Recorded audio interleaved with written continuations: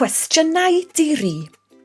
Yn yr uned hon, dyn ni'n mynd i adolygu, gofyn ac ateb cwestiynau. In this unit, we are going to revise asking and answering questions. Yn y fideo hwn, dyn ni'n mynd i adolygu pryd, pam a pa. Yn gyntaf, pryd, meaning when. Dych chi'n cofio? Does dim treiglad ar ôl pryd.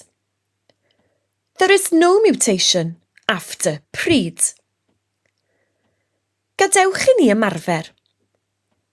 Dywedwch ar fy ôl i. Pryd mae eich wyres yn dod?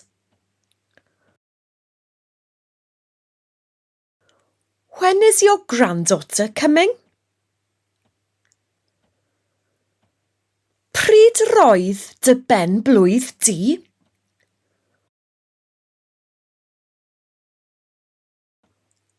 When was your birthday? Pryd bydd amser cinio? When will it be lunchtime? Da iawn. Nesa, pam, meaning why. Pam does not cause a mutation either. Gwrandewch ac ailadroddwch y cwestiynau. Pam rwyt ti'n hapus? Why are you happy? Pam mae e'n Sylfaen? Why is he crying? Pam dych chi'n chwerthin? Why are you laughing? Gwych. Nawr, dyn ni'n mynd i edrych ar pa, meaning what or which.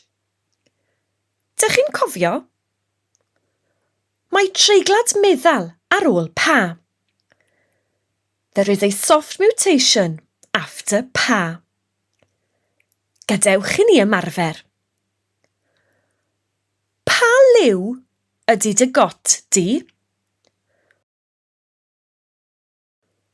What colour is your coat? Pa raglenni sy ar y teledu heno?